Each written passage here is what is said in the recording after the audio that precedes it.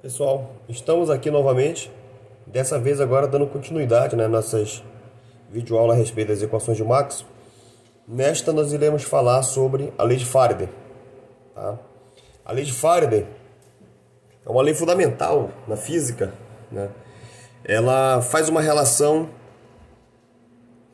entre variação de fluxo magnético e a possibilidade de gerar campo elétrico. No fundo, a variação desse fluxo magnético vai criar uma força eletromotriz induzida. Essa força eletromotriz induzida é dada como sendo a integral, né, de EdL, que é igual a menos a derivada temporal do fluxo magnético no tempo. Essa é a lei de Faraday, na sua forma integral. Em 1831, o Faraday fez uma série de experimentos. Entre eles aqui nós vamos mostrar três. Um deles aqui, ele imaginava uma região do espaço, onde tem um campo magnético, por exemplo, o campo entrando nesse plano, e você tem uma espira aqui, com um dado resistor, e uma força externa pode puxar essa espira para a direita.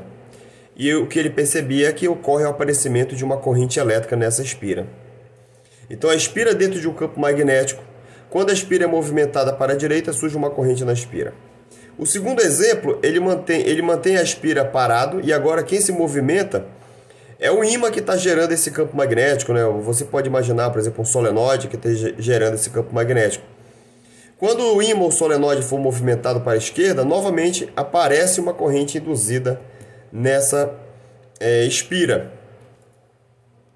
E na última situação, a última experiência, você tem o caso em que tanto a espira quanto o dispositivo que está gerando esse campo magnético, eles permanecem em repouso. No entanto, esse campo magnético ele tem uma dependência temporal. E então nessa configuração também ocorre o aparecimento de uma corrente induzida nessa espira. Então na experiência 1, o que a gente pode imaginar lá? Que o fluxo magnético é integral de BdA. Conforme a espira se movimenta, ocorre uma mudança no fluxo. Então o movimento da espira, no fundo os portadores de carga que estão na espira também se movimentam, consequentemente vai sofrer uma força magnética. Essa força magnética vai colocar esses portadores de cargas em movimento e aparecerá uma corrente induzida. Então aqui, né, na primeira experiência, a gente consegue explicar adequadamente o surgimento da corrente sem a necessidade de levarmos em consideração variação de fluxo magnético.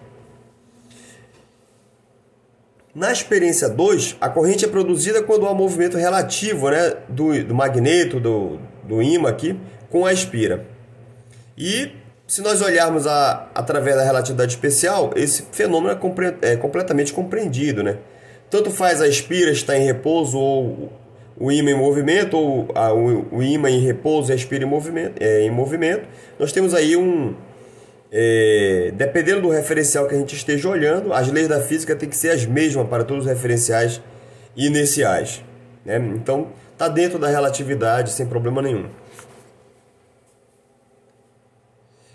A espira em movimento, ela experimenta uma força magnética que estabelece uma força eletromotriz. A espira em repouso, a gente já não pode falar da existência de força magnética, porque não há força magnética. Cargas estacionárias não são afetadas pela força magnética. É necessário que as cargas estejam em movimento. Então, quando a espira está em repouso, não existe força magnética. E aí a pergunta que é feita é o seguinte: nesse caso, quem é responsável por produzir a força eletromotriz? Que tipo de campo exerce essa força sobre cargas em repouso? E aí a resposta será campos elétricos. Tá? Então, uma interrogação. Aí foi a inspiração de Faraday, né? Ele disse, olha, um campo magnético que varia no tempo induz um campo elétrico. Então, o campo magnético variável produz campos elétricos. Essa daqui, né, a gente pode dizer que é exatamente a lei de Faraday. Um campo magnético que varia induz um campo elétrico.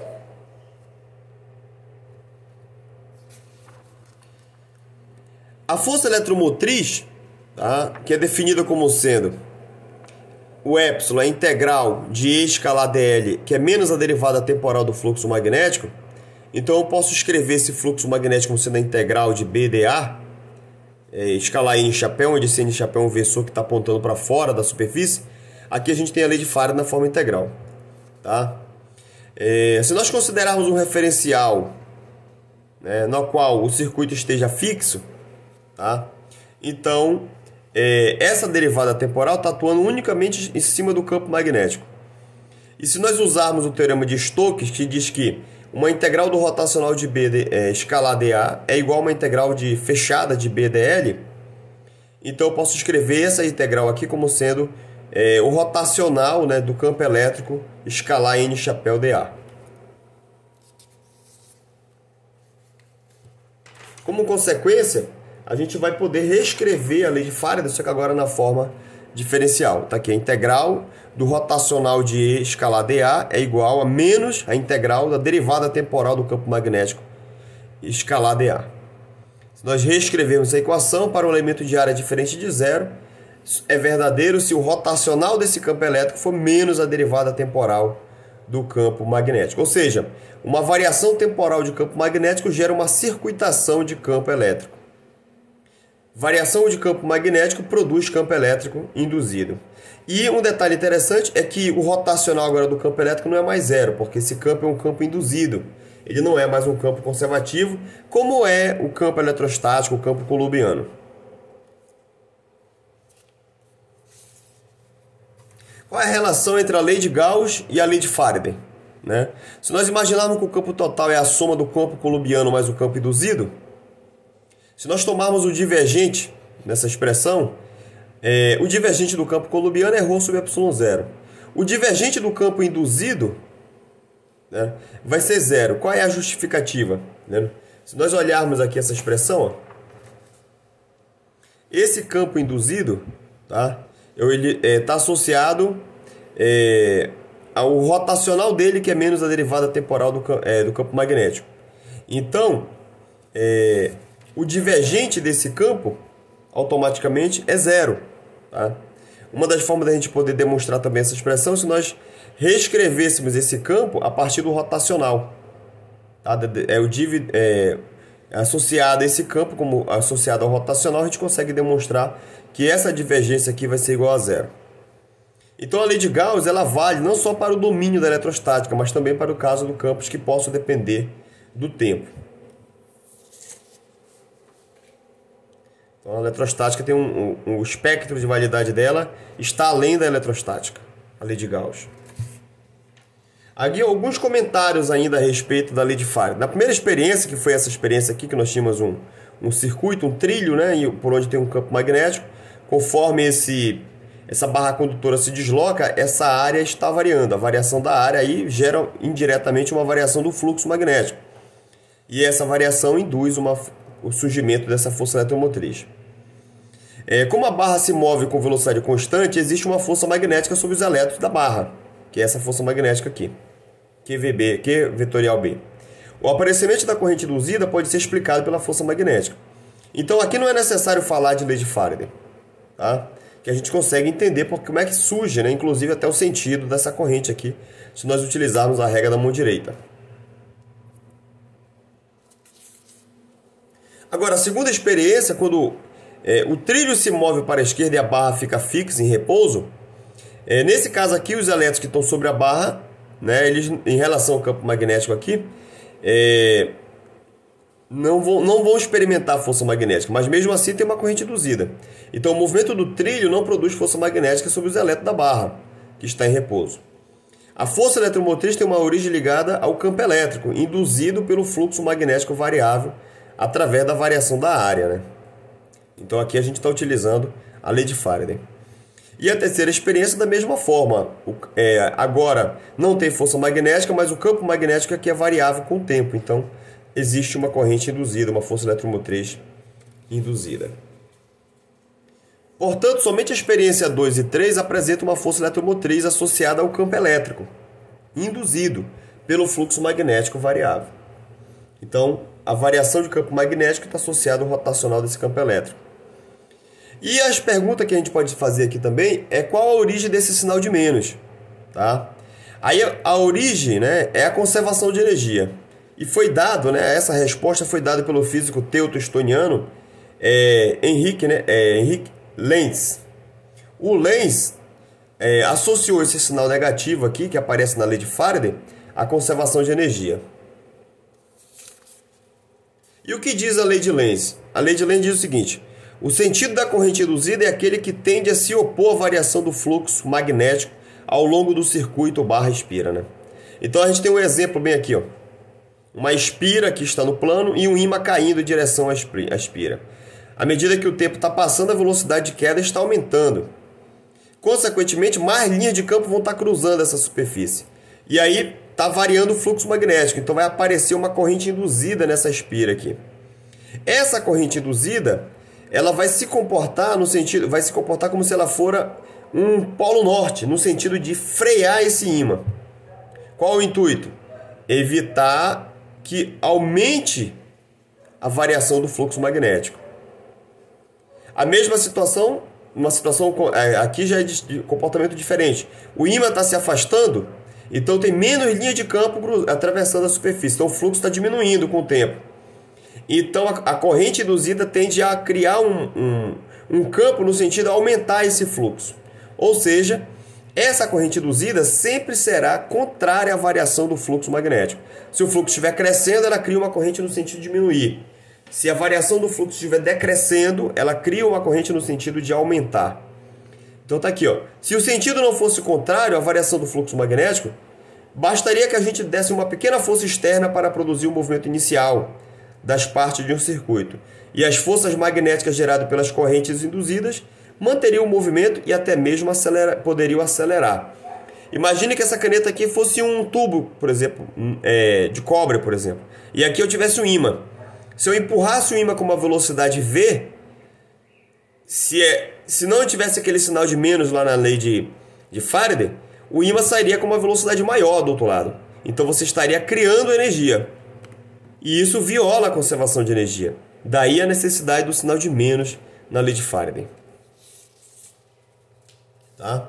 Então vamos comparar a lei de Faraday aqui na sua forma integral e na sua forma diferencial. Tá aqui a forma integral fechada, né, de EDL, é menos a derivada temporal do fluxo magnético. A forma diferencial, o rotacional do campo elétrico, é menos ΔB ΔT. Aqui, ó, o campo elétrico produzido pela equação 1, você tem várias maneiras de produzir esse campo. Você pode variar esse campo magnético no tempo, tu pode mudar a área, ou você pode simplesmente mudar o ângulo compreendido entre o campo magnético e o elemento de área. Já na forma diferencial, a única fonte de campo elétrico é a variação temporal do campo magnético. Então a forma integral está associada a um circuito, uma superfície, né? Contorno S e uma área A, pela qual passa um fluxo magnético. Aqui, se o fluxo for variável, aparecerá no circuito um campo elétrico e uma corrente induzida. Tá? Então aqui não faz qualquer referência a circuito, a superfície. Tá? Então a forma diferencial vale localmente em cada ponto do espaço e ela é independente da existência ou não de um circuito real. Nesse caso não se pode falar em fluxo variável, de modo que essa grandeza relevante é a presença da derivada temporal do campo magnético, a qual induz o aparecimento de um campo elétrico. Resumindo, a forma integral vale para uma região que tem um certo tamanho finito. A forma diferencial vale para cada ponto do espaço. Então, para a gente fazer qualquer referência à forma integral, a gente necessita da existência de uma superfície, de um dado contorno do elemento de área para entender na forma integral. Na forma diferencial, ela vale para qualquer ponto do espaço. Aqui, tá? Nesse pequeno mapinha aqui, ó, nós podemos ter o seguinte, ó, que o fluxo magnético, que é escrito como sendo φ igual a menos, é igual a integral de BDS, esse fluxo está ligado a uma variação temporal do fluxo e induz uma força eletromotriz. Essa força eletromotriz é definida como sendo menos a derivada do fluxo magnético no tempo. Então a força eletromotriz está associada a um campo induzido. Esse campo induzido é escrito como sendo uma integral fechada de E escalar dl, que é menos a derivada temporal do fluxo magnético. Então posso escrever aqui na forma integral. Do outro lado, aqui a força eletromotriz, não podemos deixar de esquecer desse sinal de menos aqui, ó. Esse sinal de menos está se referindo à lei de Lenz. E o sinal de menos é uma consequência da conservação da energia. Na forma integral, nós temos a lei dessa forma. A integral de E dl é menos a derivada do fluxo magnético no tempo.